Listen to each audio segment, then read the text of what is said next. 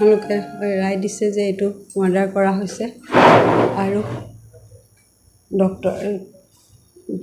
Doctor Gupta যিজন forensic reporter তেওঁ second report জমা দিয়াৰ পিছত এইটো প্ৰমাণিত হৈছে যে তেওঁক গুলি কৰা হৈছে। গুলীয়াই অতি নিৰ্মমভাৱে তেওঁক হত্যা কৰা হৈছে। ছুৰীৰে আঘাত কৰিছে, গুলীয়াই হত্যা কৰিছে। আঘাতৰ চিন বহুত তেওঁৰ গাত। তেওঁতো যি আমাৰ বুকুৰ তলৰ কামিহাড় আছে, কামিহাড়টো বাওঁফালৰ কামিহাড় এডালো গোটা নাছিলে। যি ছেকেণ্ড পষ্টমৰ্টম হৈছিলে সেইখিনি সময়ত মই মৰ্গত উপস্থিত আছিলোঁ আৰু তেতিয়া পষ্টমৰ্টম হৈ থাকোঁতে আমি দেখিছোঁ যে তাৰ কামিহাড়ত খুব চোকা এনেকুৱা কিবা তেৰুৱাল জাতীয় বস্তুৰে আঘাত কৰিছে, যিটোৰে ইপাৰ সিপাৰ হৈছে। তাৰ সেই কামিহাড়ৰ হাড়বিলাক টুকুৰা টুকুৰ, সেইবিলাক এডালো গোটা নাছিলে।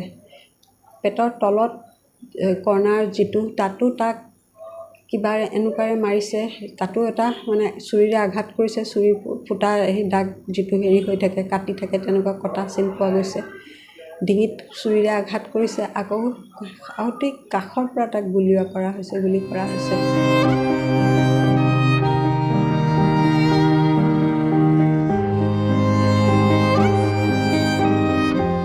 মই সন্দেহ কৰিছোঁ ইয়াত IIT কৰ্তৃপক্ষৰ কিবা এটা তাৰ লগত কিবা হয়তো কিবা থাকিব পাৰে। সেইটো কাৰণে IIT কৰ্তৃপক্ষই তাইক হত্যা কৰিছে।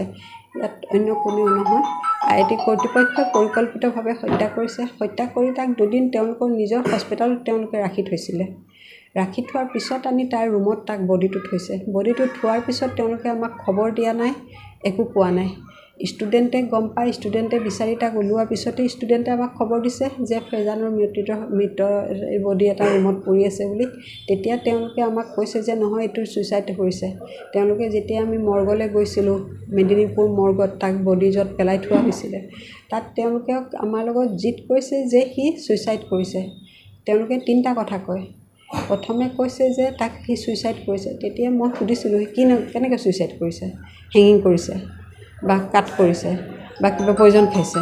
কৈছে নাই, এইকেইটাৰ ভিতৰত এটাও কৰা নাই যদি সি কেনেকৈ কৰিলে। তাৰপিছত তেওঁলোকে সেই তৎক্ষণাতে তেওঁলোকে মোক কি কয়, সি হাৰ্ট এটেক কৰিছে।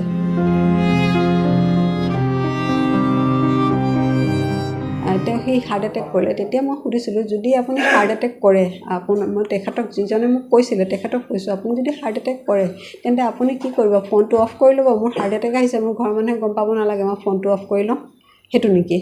তেতিয়া তেওঁলোকে কৈছে নহয়, কিবা এটা টেবলেট কিবা এটা খাই লৈছে চাগে, সেই বুলি কয়।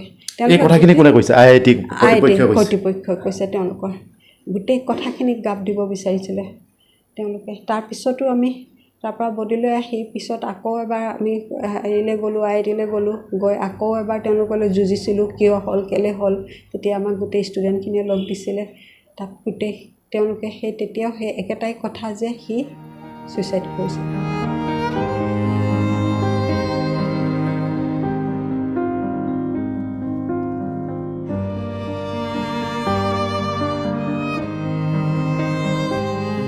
আমি দুবাৰ যেতিয়া পষ্টমৰ্টম কৰিলোঁ, ডক্টৰ গুপ্তা ছাৰ দিল্লীৰ পৰা ফৰেনচিক টিম আহি তেওঁলোকে পষ্টমৰ্টম কৰাৰ পিছত তেতিয়া প্ৰমাণিত হৈছে। এতিয়া ফাইনেল ৰিপৰ্ট কোৰ্টত যেতিয়া জমা দিছে, তেতিয়া আমি গম পাইছোঁ যে ইয়াত তাক কাষৰ পৰা গুলি কৰা হৈছে, অতি নিৰ্মমভাৱে তাক হত্যা কৰা হৈছে।